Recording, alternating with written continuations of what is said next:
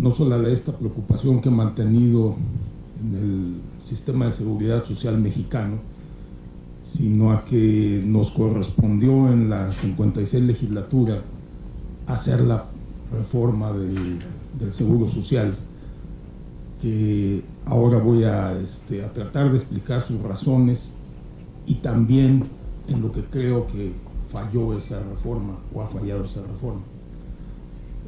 Comparto la mesa aquí con por lo menos algún compañero que también estuvo en aquella legislatura, Saúl, y que compartimos esa discusión. En el año de 95, efectivamente, discutimos y aprobamos una reforma al sistema de seguridad social de los trabajadores que laboran bajo el apartado A del artículo 123 constitucional y que son atendidos por el Seguro Social, por el IMSS. De esta manera se hizo una separación del IMSS, dejándolo como la institución que ahora es de atención médica a los trabajadores y sus familias, así como de atención a los riesgos del trabajo y otras prestaciones de carácter social que tiene. Por otra parte, se creó un sistema de pensiones basado en cuentas individuales, que aquí ha sido ampliamente discutido, criticado, y gradualmente lo que se buscaba era sustituir el antiguo sistema de reparto que habíamos creado en los años 40, mediante el cual los trabajadores en activo financian la pensión de los inactivos. Este sistema requería que tan solo se cotizaran los últimos 10 años a la seguridad social, así estaba establecido desde el 73, para tener derecho a una pensión, lo que evidentemente pues motivaba la ilusión por parte de los patrones. La gente podía quedarse los últimos 10 años y tener derecho a la pensión. Por otra parte, el promedio de las pensiones de aquel entonces, quiero recordar, el promedio en el 80% eran pensiones de apenas un salario mínimo. ¿Cuáles fueron entonces las razones para el cambio? Bueno, en primer lugar, lo que aquí ya se ha dicho, la transición demográfica que llevó a que las tasas de dependencia se vinieran incrementando, o sea que los activos tuvieran que soportar un mayor número de inactivos en el antiguo sistema de reparto. Situación insostenible en el mediano plazo por lo que está pasando a la población.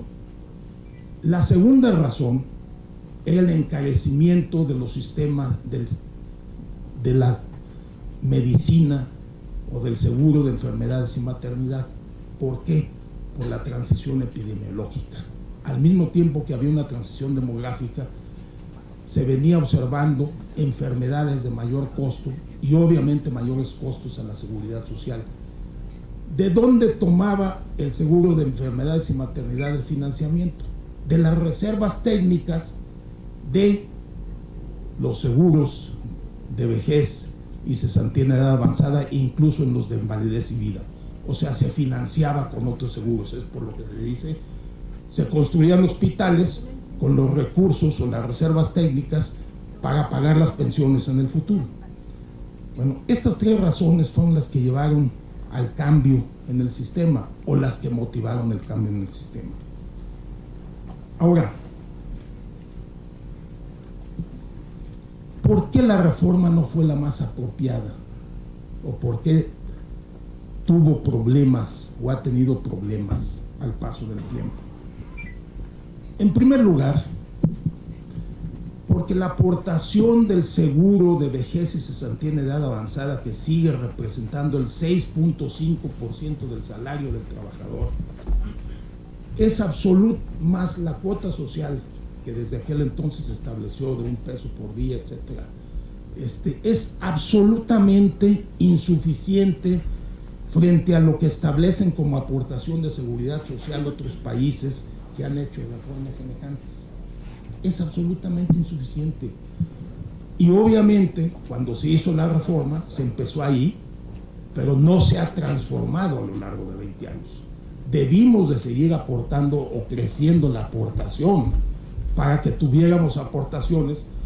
Si esperamos pensiones del 70%, como recomiendan algunos organismos internacionales, nada más hay que recordar que las aportaciones a la seguridad social para obtener tasas de reemplazo del 70% son aproximadamente del 20% del salario del trabajador.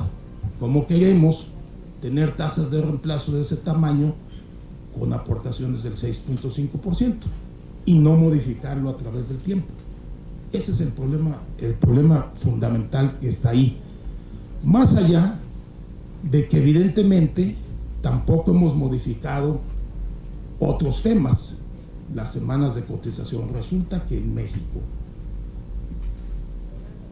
la densidad de cotización no alcanza más del 50%. Los trabajadores mexicanos, y está estudiado, ya algo se ha dicho ya, en promedio son el 43%. Le preguntaba aquí por los datos que de los 42 millones de cotizantes que tiene el sistema, el SAR, es el 43% de las semanas, de las 1.250 semanas de cotización que tiene que tener el trabajador. Evidentemente, bajo estas condiciones, o estas dos condiciones, no puede haber una tasa de reemplazo superior al 50% en promedio, y como se dice, en promedio, porque habrá algunos, habrá un número importante de trabajadores que no alcancen, ¿sí?, ni siquiera a esas 1.250 semanas de cotización que tenemos. Bueno, estos son los problemas. Los retos, pues, del sistema ya se han dicho: la insuficiencia de las aportaciones, la baja densidad de cotización, las bajas tasas de reemplazo esperadas, el establecimiento de políticas de desarrollo social que alientan la informalidad. Por cierto, políticas que han venido alentando la informalidad, y una cobertura limitada del sistema de pensiones. Ya se dijo, el 40% tiene alguna atención, el 60% no la tiene. ¿Qué hacemos en estas condiciones? Más allá de que hay algunos problemas técnicos a resolver, ya se dijo, asuntos de las tasas de comisión que pueden mejorarse, de la flexibilidad de las inversiones, más allá de muchas decisiones de carácter técnico que se han venido tomando y que seguramente se van a seguir tomando, pero que no van a resolver el problema. Desde mi punto de vista, hay que crear un sistema de seguridad social con dos pilares fundamentales: un no contributivo y un contributivo. El contributivo va a venir a complementar el no contributivo. Ha habido estudios que han planteado ya la posibilidad de cómo financiar un sistema no contributivo, que ese es el problema fundamental que también tú señalabas. ¿Cómo financiamos el sistema? Ahora, hay estudios que llevan a considerar que simplemente, que haciendo una reforma fiscal para atarnos a alguno de los impuestos, que fundamentalmente debe ser el del consumo, que es el que tiene menos variaciones, propuesta de Levy y Antón, para tener una pensión universal de por lo menos 2 salarios mínimos, que sería el 70% del promedio de los trabajadores, que en promedio en el Seguro Social son de 3 salarios mínimos. Entonces, con 2 salarios mínimos estamos estableciendo una pensión basada y financiada ¿en qué? En un IVA que se recaude adecuadamente. Actualmente el IVA representa aproximadamente 4 puntos del PIB. ¿Cómo está? No está generalizado. Si generalizamos ese IVA, alimentos y medicinas, podemos llegar a crear ese sistema de seguridad universal, porque captaría 7 puntos, 7.6, según los últimos cálculos en 2015 que actualizamos de Levy, 7.6 puntos del PIB. Ojo, ¿qué está sucediendo con esto? ¿Por qué es posible esto? Porque se creó un sistema universal de salud. Ojo, las medicinas que ahora tienen tasa cero serían compradas por el Sistema Universal de Salud, que nos daría a todos los mexicanos el sistema. Ojo. Y tendríamos la posibilidad de, simplemente por ser mexicanos o por vivir en este territorio, tener 2 salarios mínimos a los 65 años. Ahora, es un sistema que tenemos que financiar de algún lado. Si no lo queremos financiar de ahí, busquemos la tasa de financiamiento. Esa es una propuesta. Nadie está diciendo ni casándose con alguna de ellas. Evidentemente hay que calcular también en el tiempo qué va a pasar con la transición demográfica y epidemiológica. Termino. Simplemente yo insisto, más que tener un sistema de 4 o 5 o 6 pilares, hay que tener un sistema de 2. Uno de pensión universal para atender este tema de la informalidad, que por cierto, en un sistema de este tipo alentaría a la formalidad, porque desaparecerían las cuotas que se pagan hoy por parte de los patrones a la seguridad social en cuanto a lo que tiene que ver con medicina, con las enfermedades y maternidad, y se financiaría con este sistema. Es una forma de ver las cosas. El problema es tener los 2 sistemas que permitan a todos los mexicanos tener una pensión independientemente de si su trabajo es formal o informal. Y segundo, que el otro sistema complemente la pensión de acuerdo a las contribuciones que cada trabajador y patrón convengan, como está establecido actualmente. No se trata de desaparecer lo que ya está ganado en los sistemas, en el sistema de fuentes individuales actual.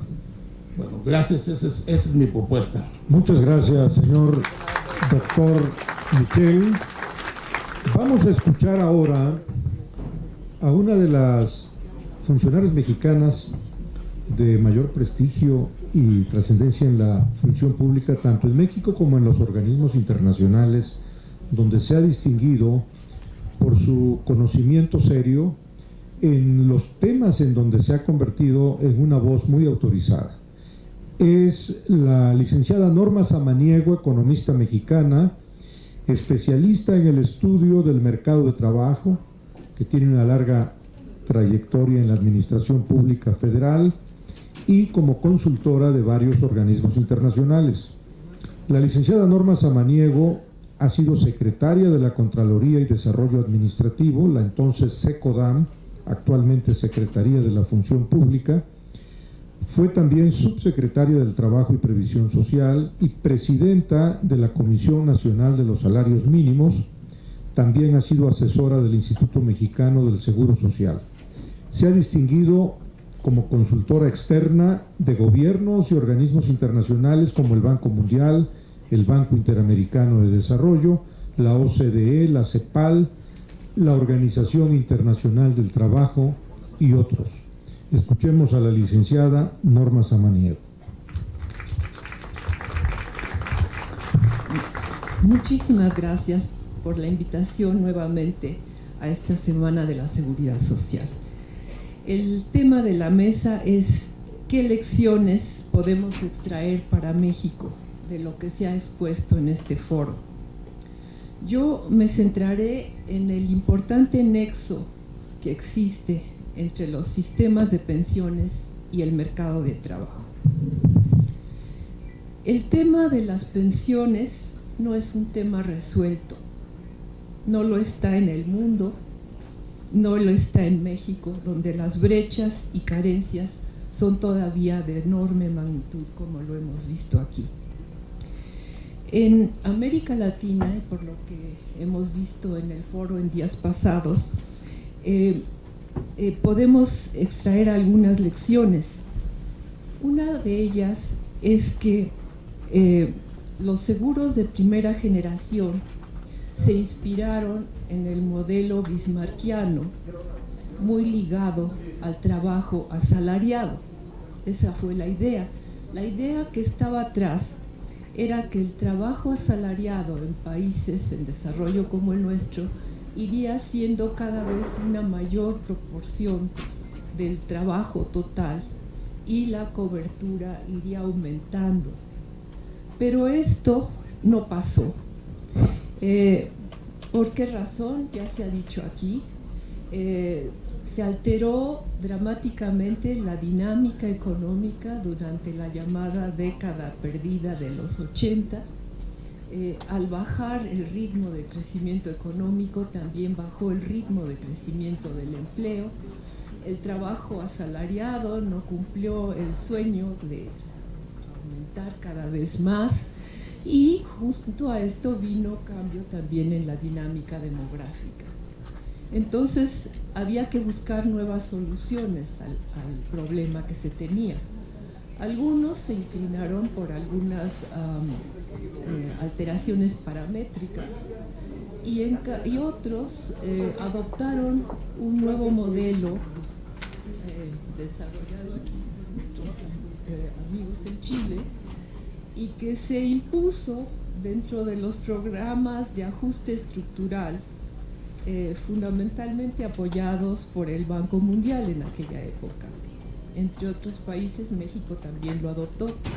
Es curioso, pero se me ha dicho que los empleados del Banco Mundial no quisieron adoptar el esquema. Entonces, este esquema se vendió por su atractivo como una respuesta al alto costo fiscal y pasaba el riesgo que tenía el Estado al trabajador, ya que su pensión dependería de lo que hubiese acumulado en su ahorro durante toda su vida laboral, de los rendimientos del mercado y de los vaivenes de este. Garantizaría una fuerte acumulación de capital y permitiría a la vez rendimientos atractivos para el trabajo. ¿Qué es lo que ha pasado? Después de algún tiempo se ha encontrado que ha habido desencanto con este sistema, que no ha cumplido todas las promesas con las que fue vendida la idea. Una de ellas es que la esperada expansión en cobertura no se dio, se evidenció su nula capacidad redistributiva y de desprotección hacia los grupos más vulnerables. La densidad de contribución que se tomó en cuenta, la teórica, fue totalmente irreal, y los fondos de pensiones han sido erosionados durante las crisis financieras.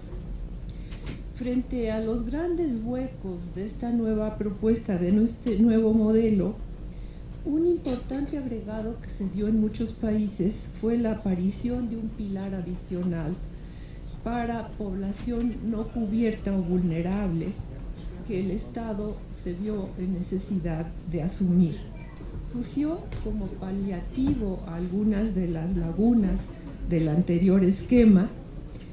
Sin embargo, en el caso de nuestro país, por ejemplo, no fue un planteamiento articulado al sistema contributivo. Se ha generado de manera casuística, bajo muy distintas reglas y con beneficios muy distintos también. El panorama actual para México no es nada halagador.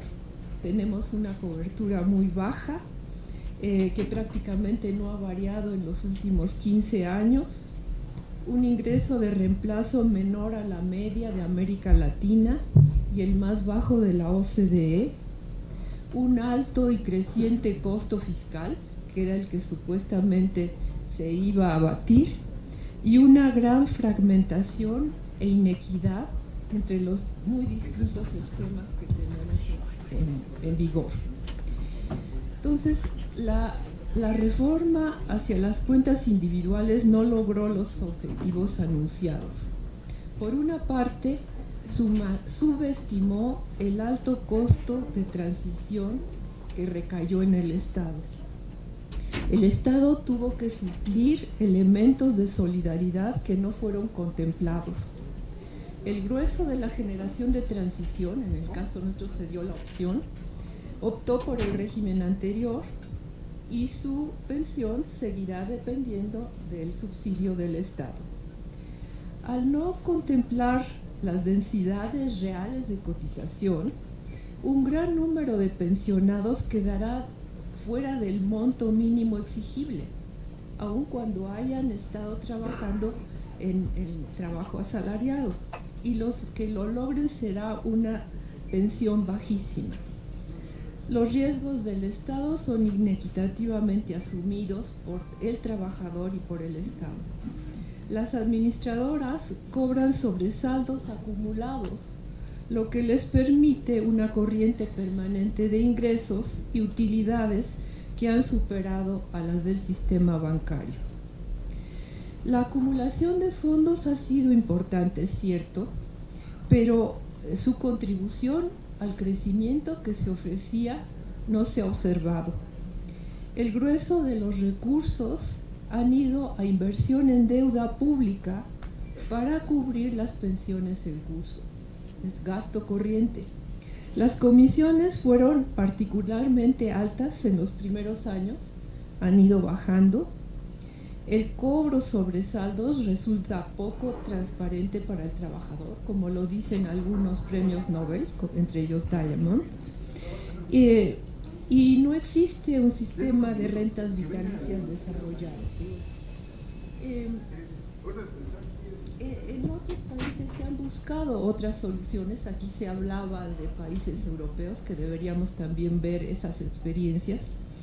Y entonces yo creo que uno de los elementos centrales que debemos ver en cualquier cambio estructural en este momento es también, como aquí lo dijo el representante de OIT, el cambio radical y vertiginoso que está ocurriendo en el mundo del trabajo.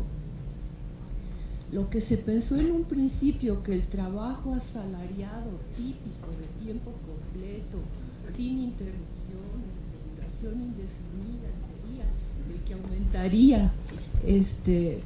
que aumentaría en el mundo, no se está dando. En nuestro país la informalidad es persistente y además es un fenómeno que ocurre también hoy día en los países desarrollados. Es otro tipo de trabajo. Los sistemas de pensiones deben pensar a futuro y uno de los elementos claves del sistema es el trabajo. Debe pensarse a futuro. Los organismos internacionales y muchas instituciones están tomando como tema central de estudio el futuro del trabajo en el mundo. Es el tema central del centenario de OIT, también lo tiene OCDE y muchas instituciones. Creo que es un tema básico que debemos repensar. El trabajo asalariado típico que conocimos, de carrera continua, de tiempo completo, alrededor del cual se constituyeron las instituciones del trabajo y de la seguridad social, está desapareciendo. El trabajo es cada vez más intermitente, cada vez más móvil, con flujos continuos entre formalidad, informalidad, asalariado y cuenta propia. La frontera entre el asalariado y el cuenta propia se está diluyendo.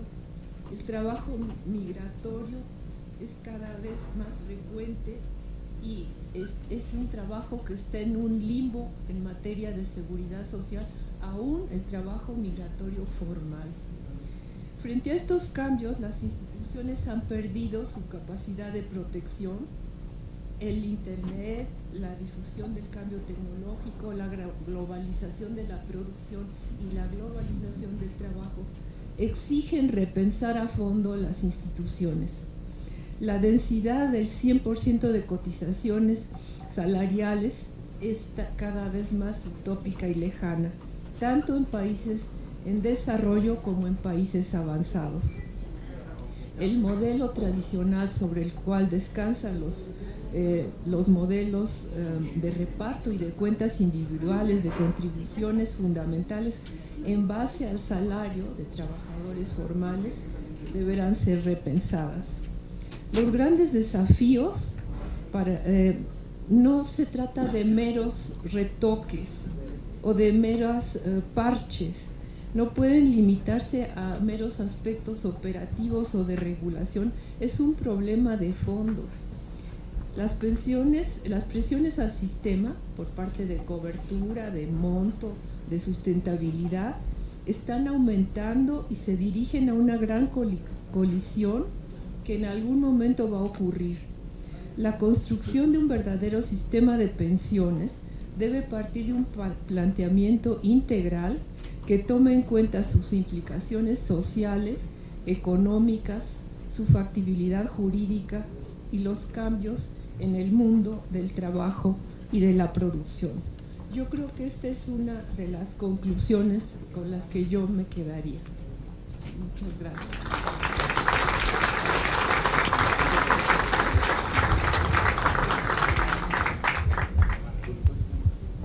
La licenciada Norma Samaniego ha hecho un trayecto interesantísimo del fenómeno del trabajo, la desocupación, la desaceleración económica, llamando por su nombre a los 80s la década perdida, y de las lecciones que pretende lograr esta quinta semana de la Seguridad Social en el Senado es precisamente cómo evitar futuras décadas perdidas.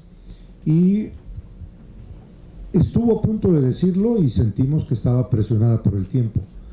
Pudo haber mencionado la licenciada Norma Samaniego el inminente fenómeno de la robotización, automatización, que cuando rompa la barrera de $20 la hora el robot entrará a ser parte de una nueva realidad mundial, desplazando grandes contingentes de trabajadores, porque el cambio en los modos de producción que se obtendrá con la robotización será de efectos económicos nunca antes vistos en la historia de la humanidad.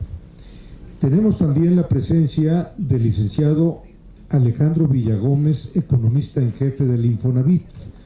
El licenciado Alejandro Villagómez es especialista en temas macroeconómicos de política monetaria y fiscal, ahorro, pensiones y sistema financiero.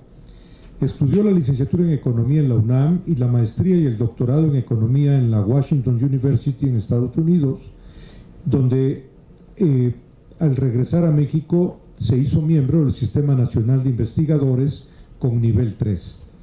Fue profesor investigador de la División de Economía del CIDE, secretario académico y director de la División de Economía también del CIDE, asesor de CONSAR, consultor de la AMAFORE, Banco Interamericano de Desarrollo, del Banco Mundial y de la CEPAL. Ha publicado diversos artículos